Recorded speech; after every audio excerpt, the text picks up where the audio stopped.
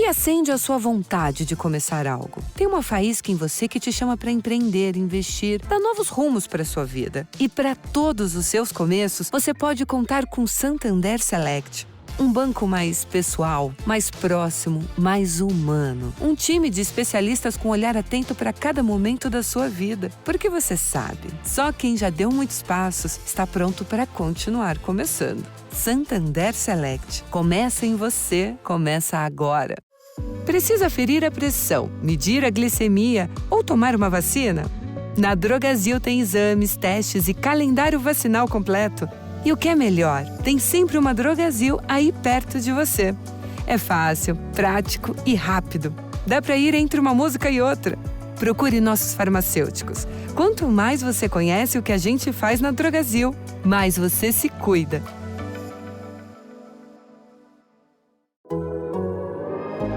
The Athletic.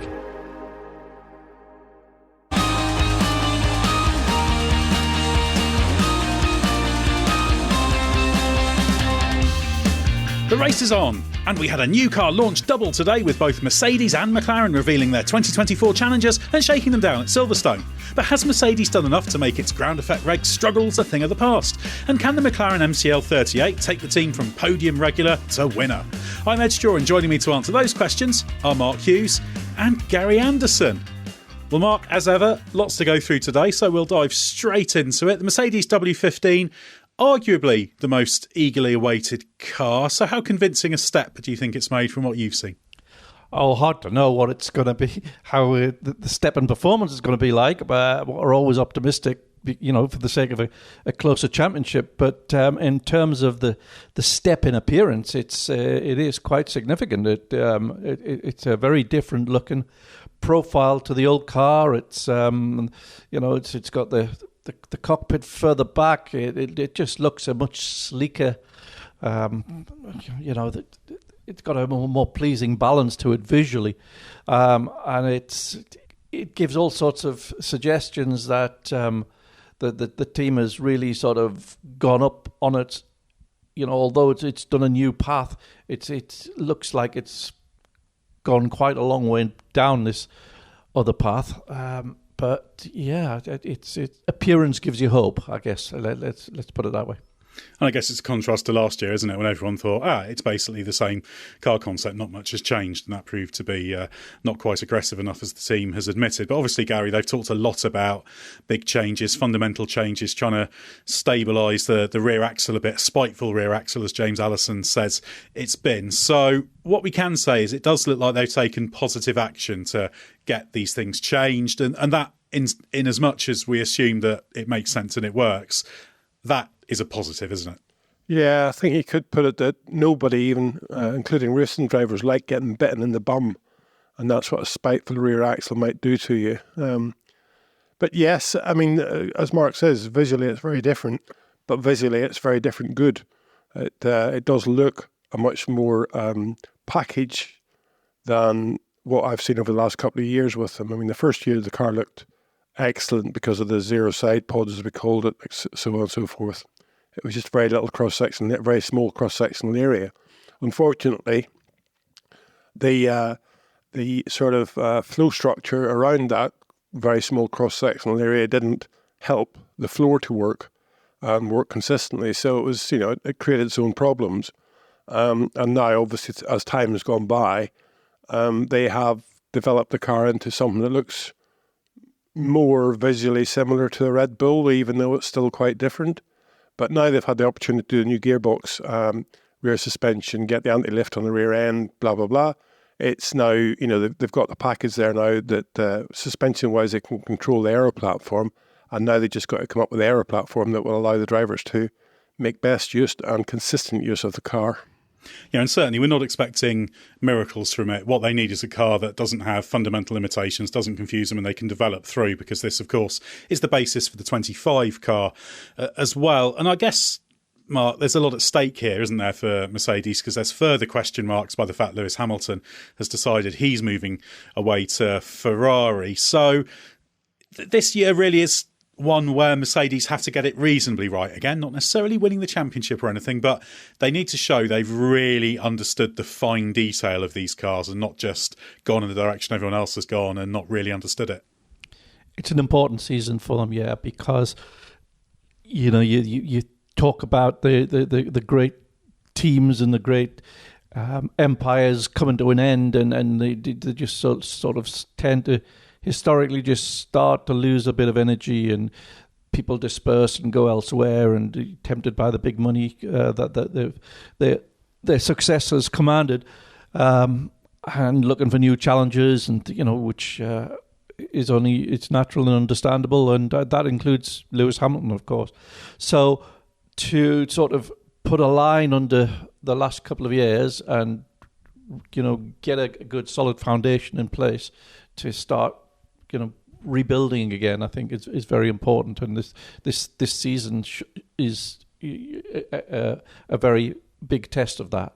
So I think there's reasons for the people there to be optimistic, but cautiously optimistic, and I get a sense that they did get a fundamental understanding of what they'd not understood before, sort of partway through last year, when they upgraded the car at Monaco, and then we saw another big step in performance with the Austin upgrade. So that it was sort of saying that they did seem to have a handle on what they'd got wrong, but were hemmed in by what they'd designed.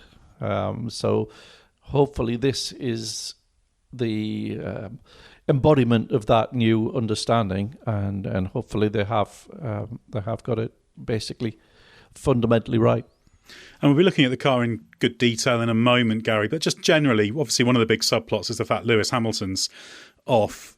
There's a lot of talk about what difference that will make inside the team. In your experience, does that make tangible difference, or do you think everyone will just have reconciled themselves to it and they'll be getting on with it? And other than the risk he might trail off a bit at the end of the season if the car's not going as hoped, do you think it'll just settle into being a normal year?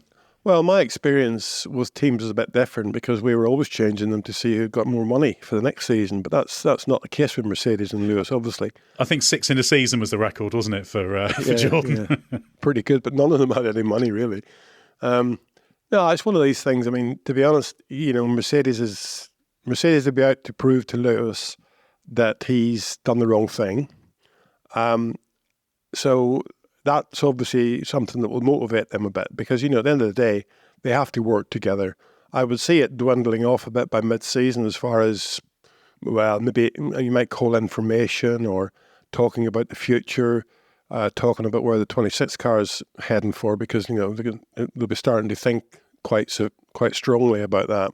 And that's the sort of thing you would discuss with your potential championship winning driver, which obviously Lewis Hamilton is. But that won't happen now.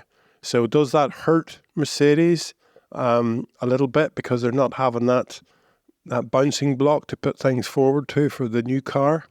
They will have George Russell, and obviously George is a very competent driver, but he hasn't got whatever it is 7 world championships behind him. He hasn't won the races that Lewis has. So he hasn't been through all the scenarios that Lewis has been through. So I think that second half of this year might start to hurt Mercedes a little bit for future planning. But I think initially they'll just get their head down, all of them, for the first half of the year and just try to get the best out of it they can. And on the way there, as I say, try to prove to Lewis that he's signed the wrong contract for 25 and 26 and so on. So yeah, it's going to be an interesting year. Fireworks are going to be within the garage and on the track, I think. Yeah, it's another one of those complicating factors. If things don't go well, things might get a little bit lively. But so far, it's been a quiet start. They've been definitely trying to manage expectations. It was a relaxed launch. They did a quick video that went out on YouTube and various places showing the car with the drivers and Toto Wolff. And then they hit the track at Silverstone, did their filming day. There's been a few images come out from that. But yeah, it's very much a relaxed launch from Mercedes. Mercedes, who haven't put up anybody to talk to the media for this one. They want to focus on getting on with things. We'll get to the car in detail in a minute, but if you have any questions on any of the car launches we've seen so far, or any that are coming up this week, we'll be doing a special car launches Q&A podcast exclusively for members on Friday. If you'd like to ask a question and indeed listen to that podcast, you need to join the Race Members Club. And what better time to do it? Because we have an amazing offer. For a limited period, we're offering a 1-month free trial membership. That means you can enjoy everything the Race Members Club has to offer, including exclusive members-only podcasts, early access to Bring Back V10's episodes, a reduced ad environment on the website, exclusive access to the race.com comments section, member discounts and much more, all before we take any money from you. Then after your free month, it'll cost you just £2.99 a month to remain a member, so that's less than the cost of a cup of coffee. So what are you waiting for? Sign up today and enjoy a free month on us. You can find full details of how to join by clicking the link in the description to this episode. Right, let's get into detail now, Gary. You were quietly impressed with the Mercedes W15, so what grabbed your attention first with this car? Well, it's just overall the car has gone in a direction that if I was sort of pushing things, I'd be trying to push. You know, I can only relate design to my thought pattern. I mean, whenever you've designed racing cars or you've done anything like this, you never stop thinking about the next step. Now, you know, the nose detail with the shorter nose and the forward element being separated from the nose to allow that slot gap to get more airflow through to the front of the floor. Positive in my book. We got a bit confused with initial renders of the front wing, and then what went out at Silverstone is a bit different. But they've thought about that a little bit, and I'd have to say I'm not quite sure where it'll all end up. Again, looking at it, you know, the car at Silverstone had this sort of round tube continuation of the fourth flap, I suppose you might call it, where it stopped short and there was a gap to the nose, maybe 15 centimetres or something. So they connected that with this, which looks like just a piece of round tube, to be honest, bent to the profile of the wing. And that's as far as I can read, that's to comply with the regulations. You're not allowed to see the trailing edge of anything but the most rearward flap from above, and you have to be able to see the trailing edge of all of the flaps from below. So the fact that outboard of that 15 centimetres, they have 4 flaps, defines that the wing has got 4 flaps. So this round tube could be argued as being a continuation of that 4th flap. It might not be changing the airflow, and that's probably why they've done it, because they were trying to get the front wing elements and the flow coming off the front wing elements to be more sympathetic to the underfloor. But again, it's something that we'll have to sort of look at a little bit more and try and scratch our head a little bit more to see why. It's a little bit of a strange thing, but by being a sort of round tube, it doesn't have really much of a flow effect on the airflow.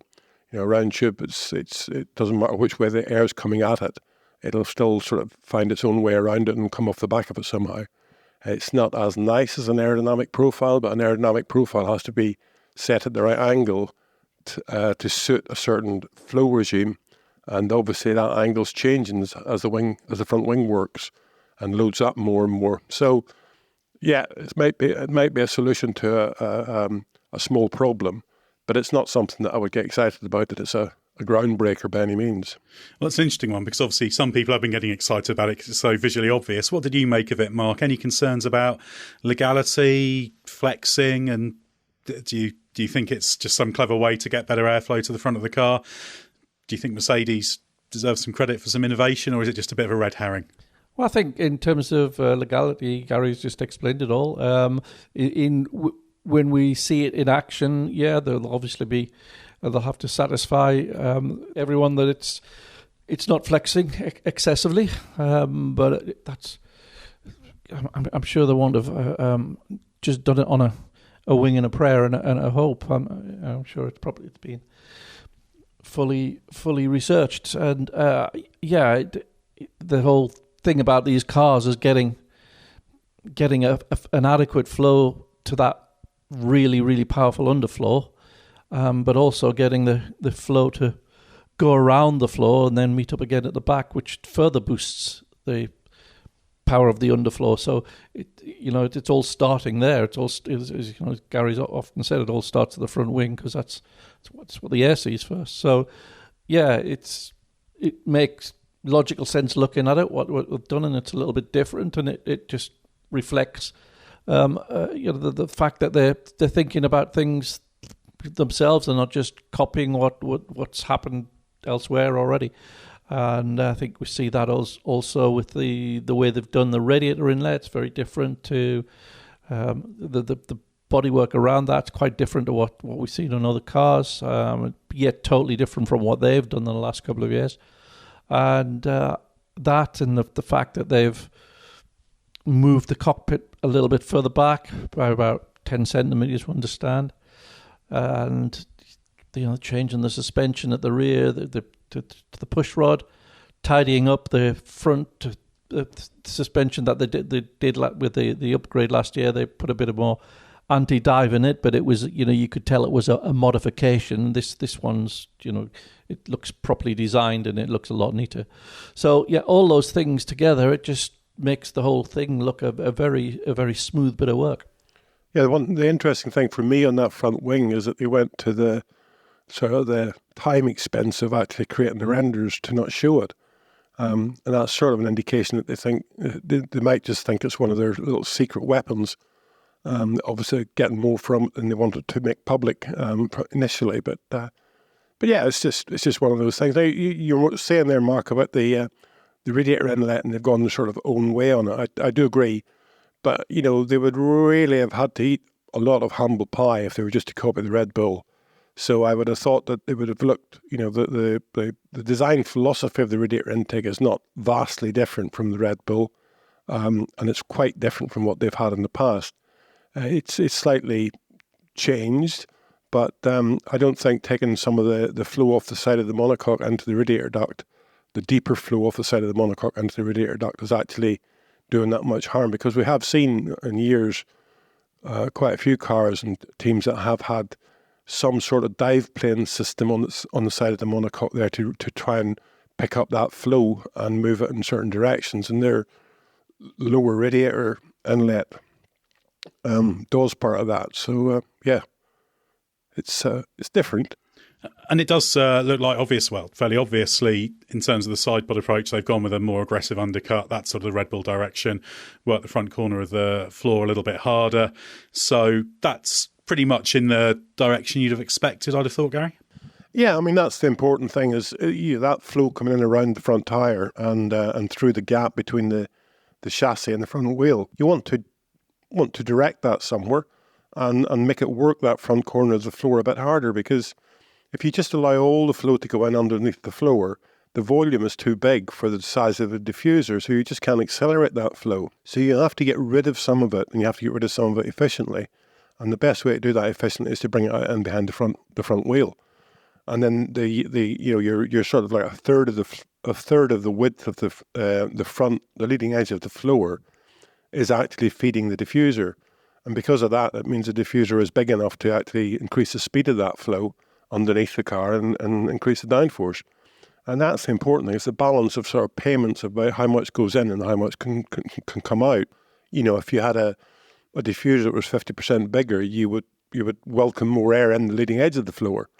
But because you haven't, the size is restricted. And as we can see with every car, the diffuser is used to its maximum height and maximum width.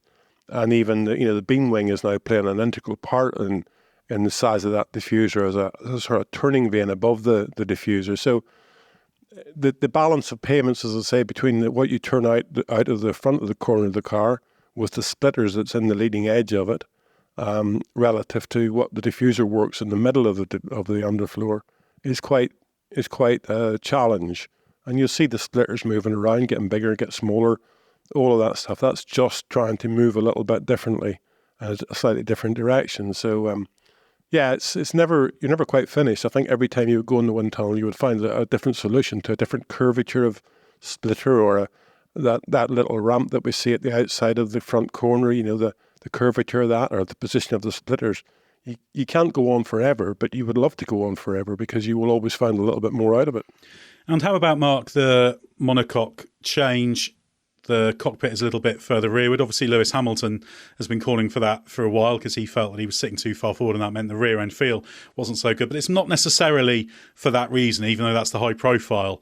version of that. Because obviously, as James Allison told us at the back end of last year, that's not the first order problem. Yeah, I mean, Lewis feels that he's feeling the back end of the car too late, and given that it was a nervous back end anyway, that was the last thing he needed, and that he felt he wanted to be as close to that axle as he could be, so that he was feeling it as early as possible. But if they've tamed it and they've moved it back, we can assume he should be getting a better feel for what the car is doing. As for the reasons they've changed it, it'll all just depend on where they've worked out what they need to do with the aero platform, where it needs to be, where the aero map needs to be in terms of ride heights, where the downforce is, how it's spread at the different speeds of the car, at different ride heights, at different pitches and dive and roll. And that's what will drive then where you need to have your major surfaces and what the geometry of them is. So this is from a total rethink of how you go about doing that. But I think at the same time, it will have given them at least stopped Lewis from feeling he's not being listened to. And obviously, Gary, the other thing, as we talked about on the Aston Martin podcast, the switch to the pushrod configuration at the rear. So they're trying to create a lot more aerodynamic opportunity at the back of the car. We knew that was coming. That, I guess, was a fairly obvious move, not least because we've already seen it. But that's key, isn't it, to making that rear end more consistent and stable for them? Yeah, it's not just quite so much the pushrod itself, but the anti-lift on the rear suspension, because, again, it's, as Mark was saying, it's the nervous rear end. Just going back to what Mark was saying there about the cockpit position. What the thing with these cars is when you drive them, you arrive at the corner, you turn the steering wheel, and immediately you can build up the slip angle on the front tyre, because you can turn the steering wheel as to what level you want or need to. So the front tyre grips, and then the rear starts to rotate. And it takes a little bit of that rotation for the rear before the rear builds up the slip angle and gets the maximum grip out of the tyre. And that's the bit that I think Lewis was complaining about not feeling. Just didn't feel when the rear was actually gripping. It's a bit like if you sat completely in the front axle, you wouldn't feel the rear at all. So by getting the right position to sit in it, it's a balancing act between the front, feeling the front tyre load up and then feeling the rear tyre load up. But so going back to the rear suspension, that again is that feeling of the rear is highlighted by the fact the car, whenever you brake, you transfer a lot of the weight onto the front wheels, and you can't stop that. So the rear wants to sort of unload itself, and if the rear of the car is coming up, you're also losing downforce. So that's a double whammy. You're transferring weight on the front axle from the rear axle, and you're losing downforce at the same time. So you got to try and keep the rear of the car low. So the only tool you've got is to do that, to try and keep the downforce there. So the main thing is putting that anti-lift on the rear suspension. And by going to the pushrod system, they can also make that lower part of the gearbox narrower. So in effect, they're actually getting a wider diffuser, because, as I say, the diffuser overall width and height is defined in the regulations. So the only way you can do is to make that sort of pod that goes around the gearbox, the back of the engine, the gearbox, the rear crash structure, etc., make that as narrow as possible. So in effect, the diffuser goes right across the car, as opposed to being split by this pod. And as I say, if the suspension's in there as well, that pod is wider, that pod is bigger. So in theory, you're actually making the diffuser smaller. So it's all a part of a package, really, that is about trying to maximise the diffuser and keep the rear of the car lower when you hit the brake pedal, and keep the aerodynamic stability as best you can. Yeah, absolutely. All in search of a car with a better, more controllable aerodynamic, mechanical platform rather, and a more effective car aerodynamically, a more consistent car aerodynamically. So sounds easy on paper, but it does seem overall, Gary, that especially with all the other little details they've got, the little changes on the rear wing, that kind of thing, it looks like a nicely refined version of this concept as well, doesn't it? So just the pure visuals are a tick, aren't they? Yeah, they are a tick. And I think if you went through the car from front to back, you'd say, yep, I thought about that, yep, all the way. My only concern at this point in time, And again, I haven't seen it in detail yet. Maybe we'll see someone at the Bahrain test a bit closer. But the rear pushrod angle, I'm a big worrier about pushrod angles and pull rod angles because it's all relative to loads. The rear pushrod angle looks very shallow, and that's part and package of how you package it for your aerodynamics, because you want to get the minimum blockage you can, if possible, through that rear suspension. But it's difficult because I can't quite see where the rear pushrod outboard end anchors onto the upright assembly or the wishbone. And we saw it with the Aston Martin, how shallow it was, and I didn't quite believe it then because I thought, maybe it's just an optical illusion. But I think, again, on the Mercedes, it looks very shallow. I don't know whether they've got some mechanism within the upright assembly that's able to drive the pushrod better because of that. But it would be my biggest worry is that it's very high loads. Now, all those can be accounted for.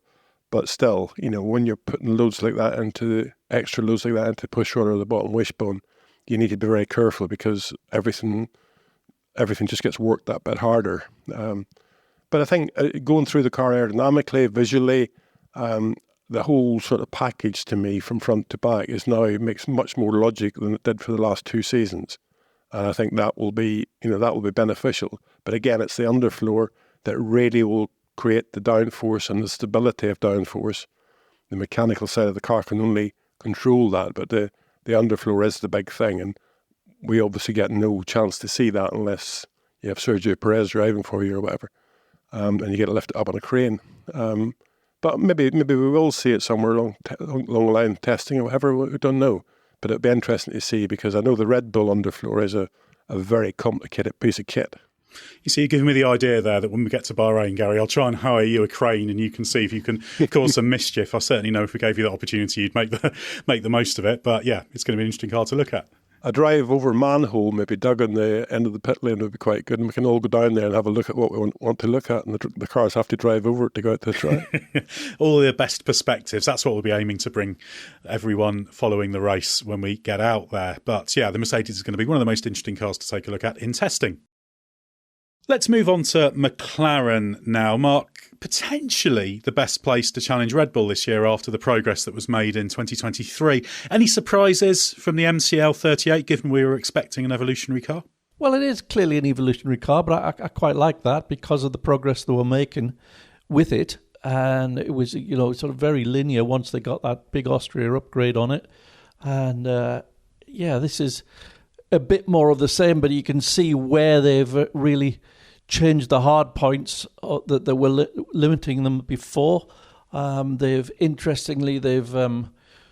scooped a bit more out of the front of the side pod, and looks like they've moved some radiator area around because they've exposed the upper sysbar, which previously a Mercedes only trick, they seem to be using that to help the flow over the top of the side pod. So that's quite interesting. And I think when you listen to what sort of things were giving them their limits last year, which was especially evident on slow corners, they've obviously worked out where they want to go with how its downforce is distributed, along the floor and at what speeds and angles and all those things. So you get a sense from talking to Andrea Stella that they're very sure in their own direction, and they're just following it to its logical conclusion, and they give very encouraging sounds about what they're seeing in the wind tunnel in simulation. Of what it's giving them, and there's more to come as well, I think.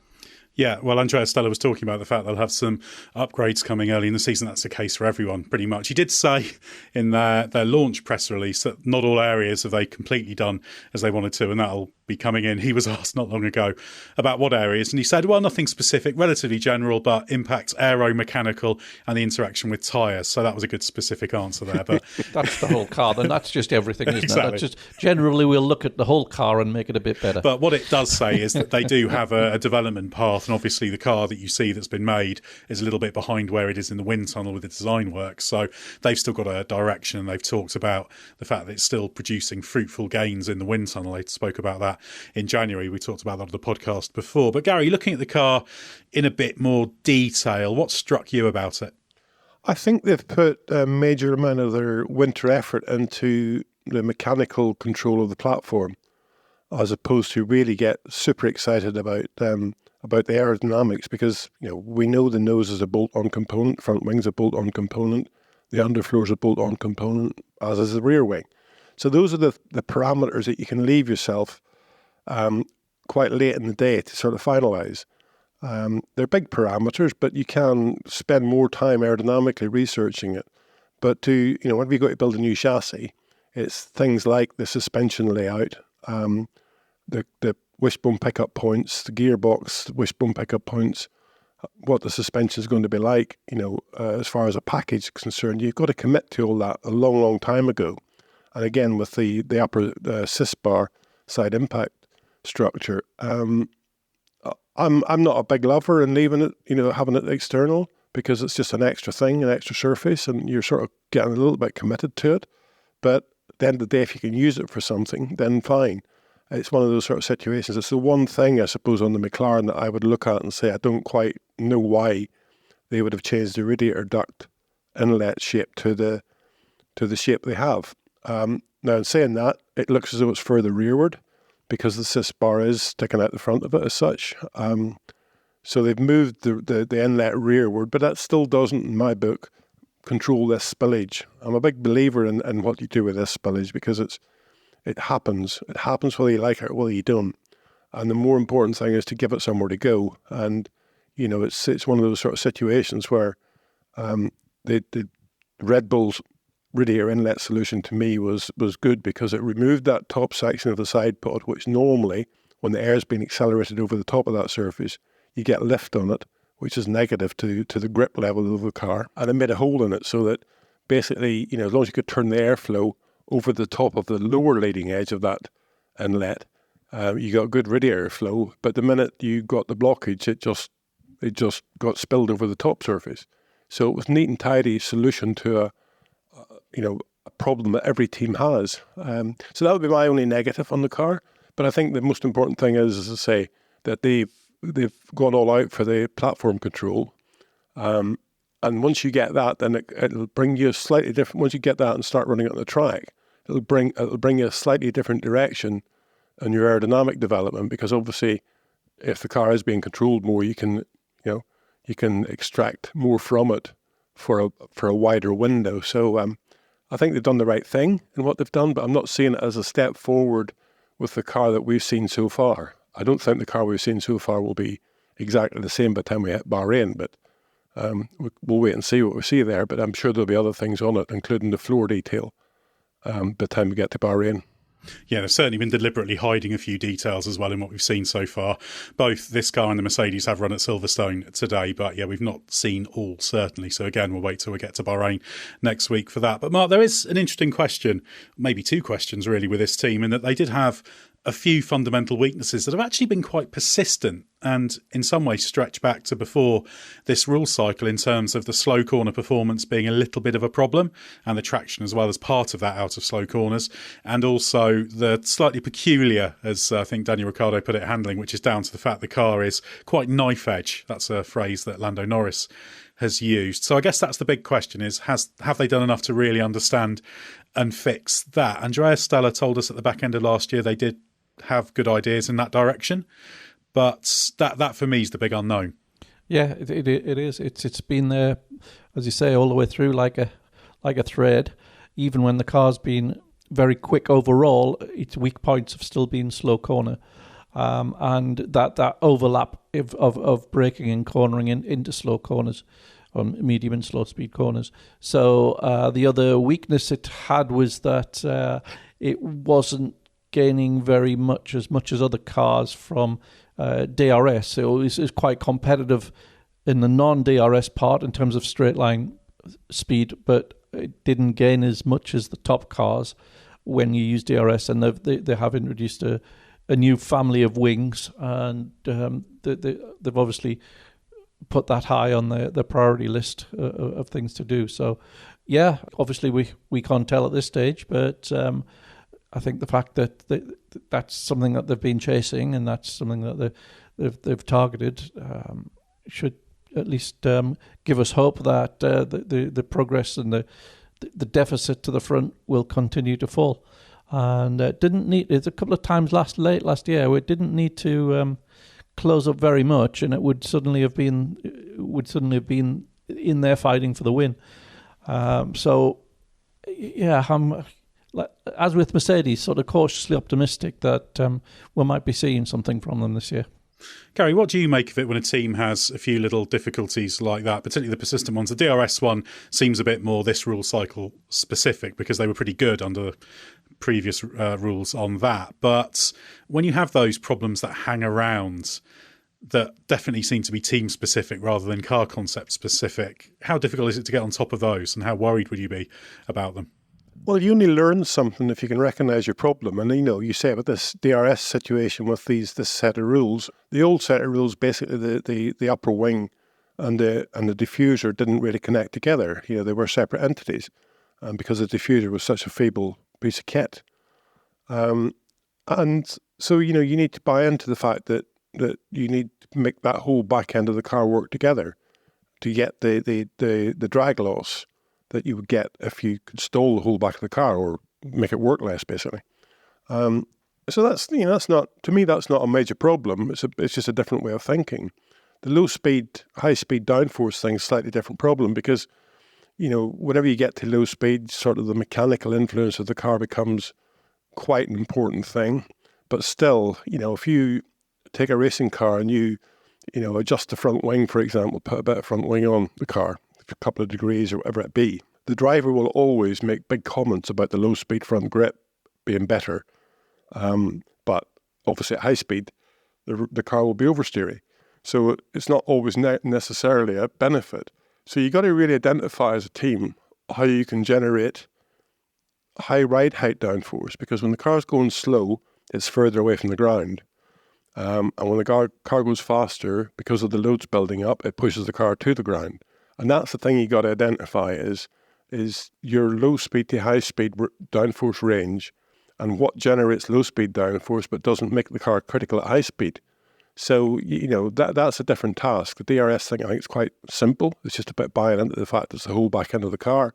But the low speed to high speed downforce thing is a whole different kettle of fish. And it's one of those sort of things where you need to be able to build in to the car, downforce wise, areas of potential separation on the underfloor when the car starts going faster to allow you to have that low speed grip, but not get into porpoising, bouncing, and a nervous car at high speed. So it's a slightly different way of looking at things, but it's, nothing's impossible, as we can see. Cars are good and cars are bad. And sometimes we even see the same car very good and very bad. I think Austin last year, Lewis Hamilton reckoned the Mercedes is the best car he'd ever driven. And yet a race later, it was the worst car he'd ever driven. And basically it was the same car. So, those things can switch around quite quickly just from a little bit of a setup change. So, but as a team, you need to look at the problem, and, you never do things badly that when you know what you're doing. But it's the things that you don't know what you're doing, that you do make mistakes on. And that's probably the area that McLaren need to look a bit deeper. They need to research into a different level to identify this low speed to high speed characteristic of aerodynamics. Yeah, that's going to be the big question. I imagine that's one of the things the drivers were really keen to feel when they had a go in the car today at Silverstone. But it's going to be really interesting to see how both of these teams go. You can read Gary's in-depth analysis of those cars on the race website. Pretty much should be there as soon as you've downloaded this podcast. So thanks very much to Gary and Mark for your insight. Head to therace.com. Don't forget the hyphen. Plenty to read there from the world of F1. Check out our other podcasts, including Bring Back V10's The Race F1 Tech Show with Gary Anderson, of course, our Formula E, MotoGP and IndyCar podcasts. Check out our YouTube channel as well, long and short form videos there. Well, we've got Red Bull tomorrow, so stay with us for everything you need to know from the world of Formula One.